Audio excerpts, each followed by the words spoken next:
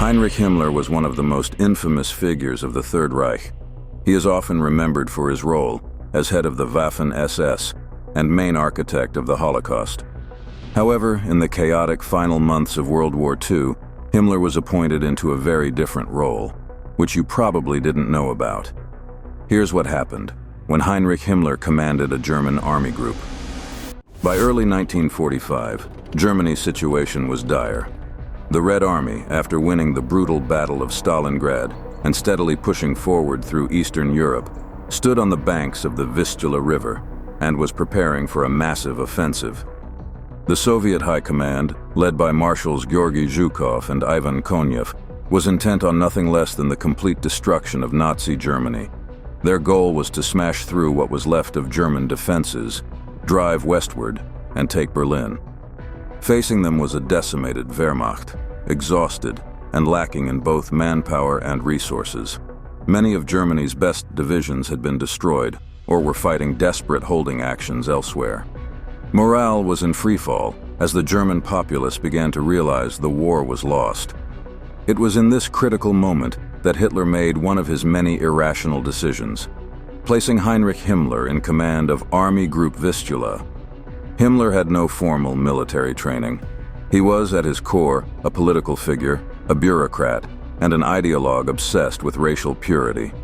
His qualifications for military command were non-existent, and even within the Nazi hierarchy, his appointment was met with shock and confusion. But Hitler, increasingly paranoid and distrustful of his professional generals, saw in Himmler someone who was absolutely loyal and unlikely to challenge his authority. This was a fatal flaw in the Führer's decision-making process. He often valued loyalty over competence, particularly in the war's final stages. Himmler's appointment came just as the Red Army launched the Vistula-Oder offensive on January 12, 1945. This operation was a massive assault across a broad front, with the Soviet forces numbering in the millions. Facing them was Army Group A, initially commanded by General Josef Harpe, which was quickly overwhelmed by the sheer size and ferocity of the Soviet attack. German forces were forced into a chaotic retreat, and within days, Soviet troops had crossed the Vistula River and were rapidly advancing westward. When Himmler formally took command, on January 24th, the situation was already deteriorating. Army Group Vistula had been created in haste to coordinate the defense of Berlin and northern Germany. It consisted of disparate and exhausted forces, including remnants of the 9th Army, the 2nd Army, and various SS units. The troops were poorly equipped, low on supplies, and demoralized by years of defeat. As commander, Himmler faced the monumental task of trying to organize a defense with these shattered remnants against a vastly superior enemy. His inexperience was immediately apparent. From the beginning, Himmler lacked the ability to make coherent military decisions. He had no grasp of modern military strategy or tactics, and his approach to command was marked by indecision, delusion, and an over-reliance on Nazi ideology rather than practical military considerations. One of Himmler's first moves was to establish his command center in Schneidemühl, far behind the front lines, cowardly hiding from the real battles. Furthermore, this distance from the actual battlefield was a critical mistake, as it isolated him from his subordinates and the reality of the war. The SS chief placed his headquarters in his special train, Sonderzug Steiermark. The command train was ill-equipped for the demands of modern warfare. It had only a single telephone line for communications, the maps at his disposal were outdated and inadequate, and there were no radio units or signal detachments available. In this setting, Himmler remained largely detached from the realities of the battlefield. Rarely did he venture beyond the confines of the train, limiting his daily work to a mere 4 hours. His routine was marked by an obsessive adherence to personal comforts. He insisted on a daily massage before beginning his brief stint of work and indulged in an extended nap after lunch. While the Eastern Front crumbled under Soviet pressure, Himmler, out of touch with both his men and the critical situation, remained insulated in his rolling command post, more concerned with his own well-being than the dire state of Germany's defenses. He relied heavily on reports from his staff and subordinate officers, many of whom were frustrated by his lack of understanding of the situation. Moreover, Himmler's leadership style was authoritarian, but not in the sense of being decisive. He was prone to micromanagement, obsessing over minor details while ignoring the broader strategic picture.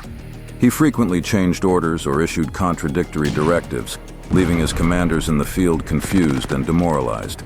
In a military environment that demanded swift, clear decisions, Himmler's inability to lead effectively created paralysis within Army Group Vistula.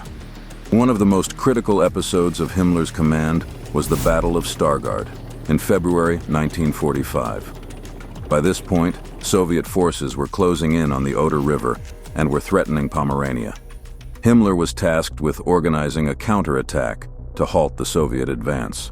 However, his handling of the situation was disastrous. Instead of concentrating his forces for a coordinated counterattack, Himmler dispersed them across a wide front, weakening their ability to deliver a decisive blow.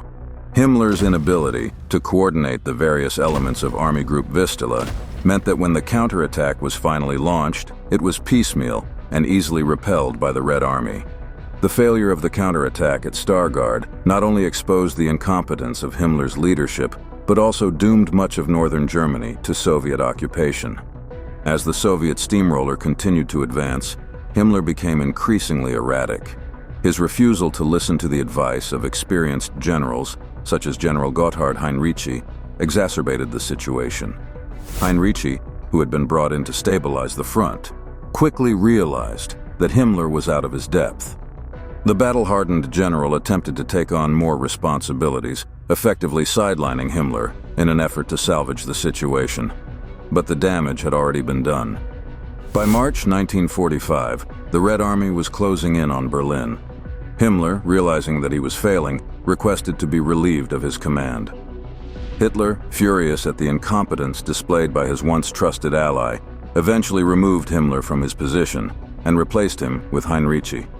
Himmler returned to his former duties, where he could cause less immediate damage to the war effort.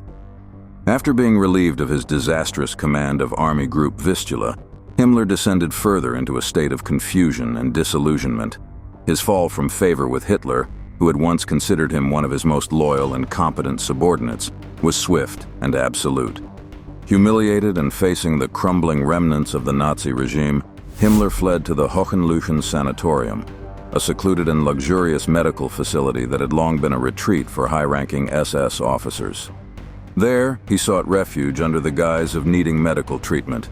In reality, Himmler was hiding from the harsh realities of his own failure.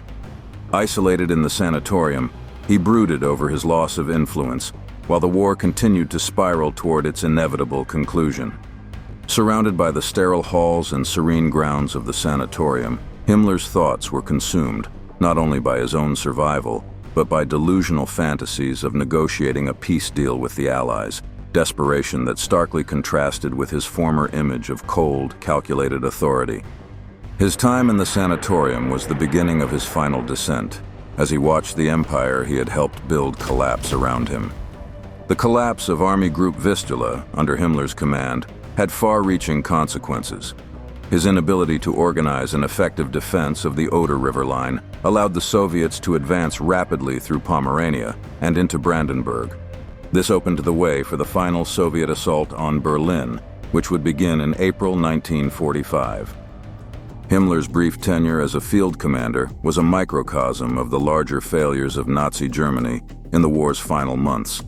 A leading class obsessed with ideology over practicality, an over-reliance on loyalty rather than competence, and a fundamental disconnect from the realities of the battlefield. Historians often debate whether Himmler's appointment as commander of Army Group Vistula was a decisive factor in the collapse of Germany's eastern defenses, or simply a symptom of the broader dysfunction within the Nazi regime. While it is true that by 1945 Germany's military situation was beyond saving, Himmler's leadership, or lack thereof, certainly hastened the end. Himmler's tenure as a military commander highlights several fundamental aspects of the Nazi leadership's failure in the final stages of the war. First, it underscores the extent to which Hitler's decision-making had become disconnected from military reality. By appointing a man with no military experience to command one of Germany's most critical fronts, Hitler demonstrated that his obsession with loyalty had completely overridden any sense of strategic rationality. Second, Himmler's failure illustrates the corrosive effects of the Nazi system on the German military. The SS, which Himmler had built into a powerful state within a state, had long undermined the professional Wehrmacht. Finally, Himmler's time as commander of Army Group Vistula highlights the tragic futility of Germany's final military efforts. By early 1945, the war was already lost, and yet the Nazi leadership continued to throw lives away, hoping that a miracle would save the country. The SS chief's incompetence on the battlefield mirrored the larger collapse of the Third Reich, a regime that had been built on brutality, fanaticism, and lies, which was now crumbling under the weight of its own contradictions. We hope you enjoyed this documentary. Don't forget to like this video and subscribe to our channel.